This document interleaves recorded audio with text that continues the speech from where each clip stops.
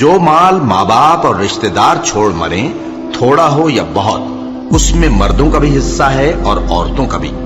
یہ حصے اللہ کے مقرر کیے ہوئے ہیں۔ اور جب میراث کی تقسیم کے وقت غیر وارث رشتہ دار اور یتیم اور نادار لوگ آ جائیں تو ان کو بھی اس میں سے کچھ دے دو اور ان سے معقول بات کہو۔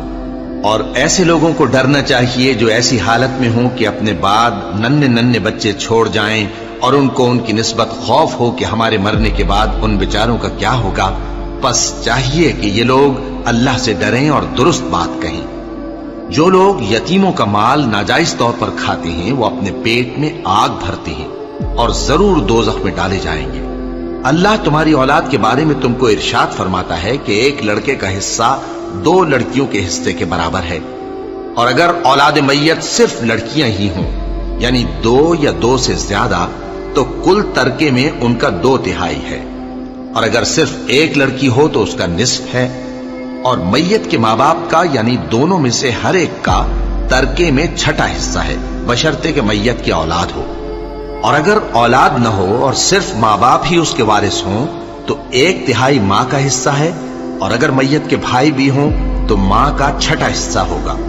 اور یہ تقسیم ترکہ میت کی وصیت کی تعمیل کے بعد جو اس نے کی ہو یا قرض کے ادا ہونے کے بعد جو اس کے ذمے ہو عمل میں آئے گی۔ تم کو معلوم نہیں کہ تمہارے باپ دادوں اور بیٹوں اور پوتوں میں سے فائدے کے لحاظ سے کون تم سے زیادہ قریب ہے۔ یہ حصے اللہ کے مقرر کیے ہوئے ہیں اور اللہ سب کچھ جاننے والا ہے، حکمت والا ہے۔ اور جو مال تمہاری بیویاں چھوڑ مریں اگر ان کی اولاد نہ ہو تو اس میں سے نصف تمہارا ہے، پھر اگر ان کی اولاد ہو تو ترکے میں تمہارا حصہ 1/4 ہے، لیکن یہ تقسیم وصیت کی تعمیل کے بعد جو انہوں نے کی ہو یا قرض کے ادا ہونے کے بعد جو ان کے ذمے ہو کی جائے گی۔ اور جو مال تم مرد چھوڑ مرو اگر تمہارے اولاد نہ ہو تو تمہاری بیویوں کا اس میں 1/4 حصہ ہے، پھر اگر تمہاری اولاد ہو تو ان کا 8واں حصہ ہے۔ یہ حصے تمہاری وصیت کی تعمیل کے بعد جو تم نے کی ہو اور ادائے قرض کے بعد تقسیم کیے جائیں گے۔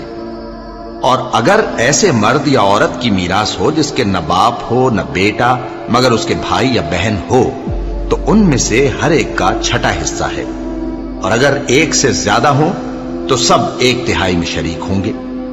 یہ حصے بھی بعد ادائے وصیت و قرض بشرطے کہ ان سے میت نے کسی کا نقصان نہ کیا ہو تقسیم کیے جائیں گے۔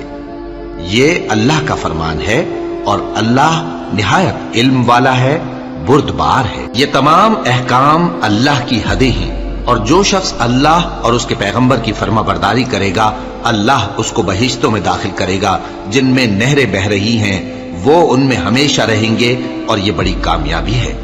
اور جو اللہ اور اس کے رسول کی نافرمانی کرے گا اور اس کی حدوں سے نکل جائے گا اس کو اللہ دوزخ میں ڈالے گا جہاں وہ ہمیشہ رہے گا، اور اس کو ذلت کا عذاب ہوگا۔